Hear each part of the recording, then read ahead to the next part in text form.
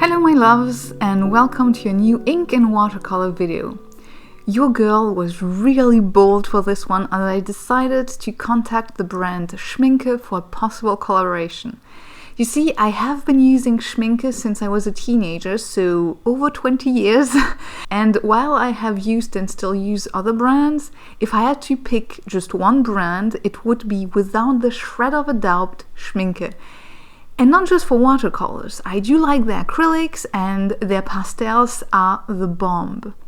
Pretty sure I'm going to enjoy their oils as well once I'm confident enough to tackle proper oil paintings. As you know, I'm working on oils right now and I'm learning as well. I really like this brand because they're so reliable. I have never any issues. The watercolors especially, they re-wet easily, the colors are vibrant and bold, and they're super easy to work with in my style. For detailed work, they don't jump across the page, and they're finely grounded for precision.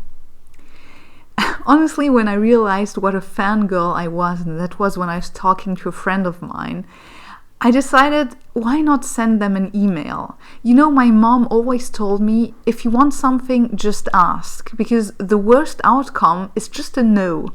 So I just asked, and after some back and forth, they said yes, and I ended up writing a tutorial for their blog. Now, of course, I also recorded most of the process, as I always do for you guys. And they didn't ask for a video, but I know they're happy about it, and it's good for my channel, so, you know, win-win situation. Now, for the tutorial itself, they let me free of deciding what to share, so I decided to share the actual process of one of my watercolors. Often in tutorials, artists will find a project that is more beginner-friendly or that appeals more to the masses. That's usually how I think classes when I do classes on my Skillshare. But I personally find it super interesting to see the practice of a contemporary artist. So that's why I went for that. You can read the tutorial directly on their blog, but I did write down the keynotes in this video that you're watching as well, so it's up to you what you prefer. The blog will have the actual color mixes, and you see step-by-step pictures, so I feel like if you really want to learn, it's probably easier. Here's the palette that I used for this painting. So everything here is Schmincke. It's a well-rounded palette, and you can mix any vibrant colors with it.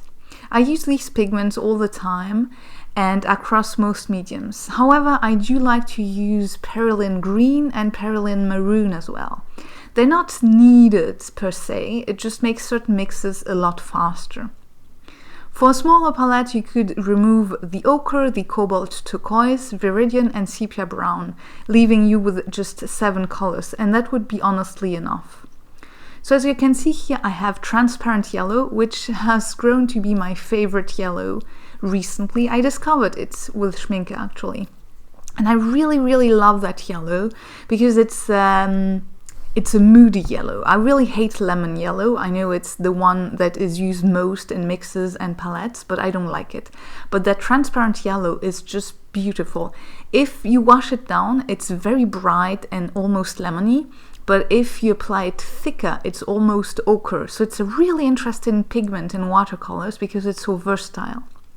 Then I do like yellow-orange because I find orange mixes always difficult if you don't have something that is more orangey. It's a really nice color. It makes also great green mixes. Then we have the 2 reds that I always use and across all mediums. So this is Vermillon, which is a pyrrole red, and then we have purple magenta, which is a quinacridone magenta. Then, of course, the 2 blues that I cannot live without is ultramarine, and then phthalo blue, which is helio cerulean, they call it like that. Then we have cobalt turquoise, which is just a beautiful color. You can really go without it, and sometimes I don't use it even all that much. I feel like I have phases where I use it a lot.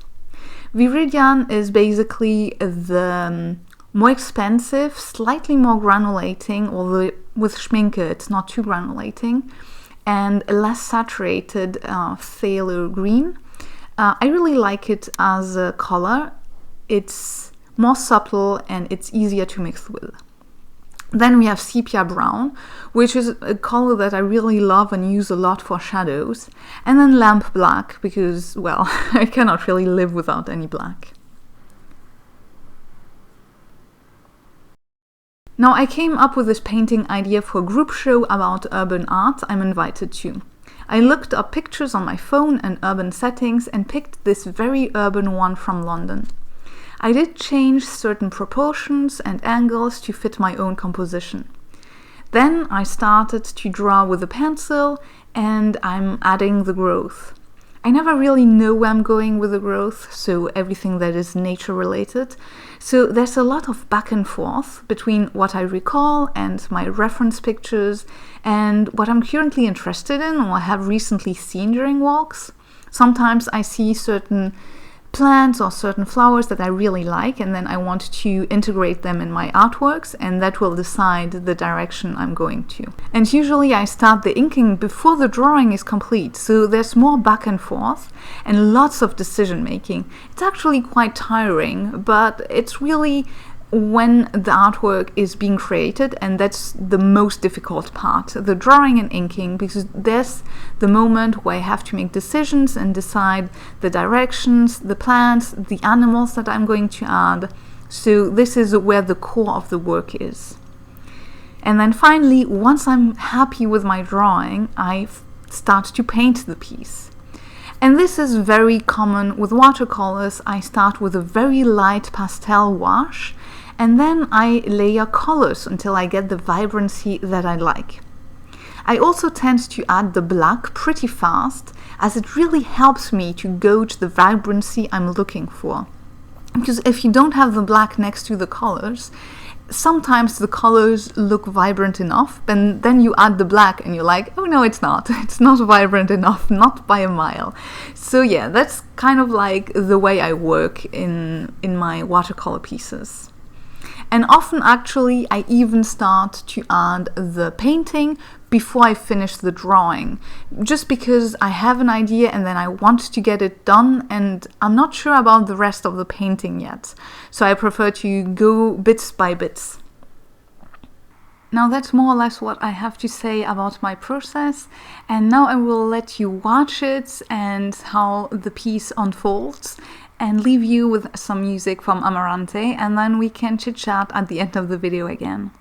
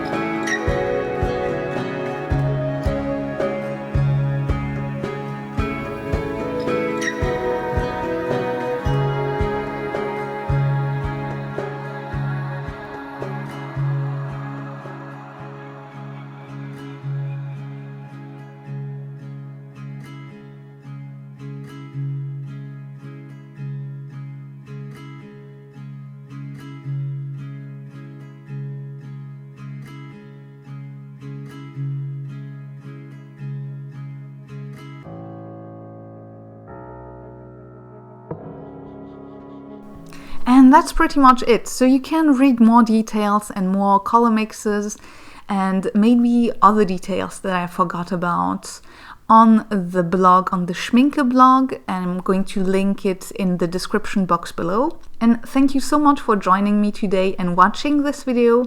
Let me know if you found it helpful and leave a rainbow emoji if you watched until the end. I truly hope to see you in my next video, and until then, bye!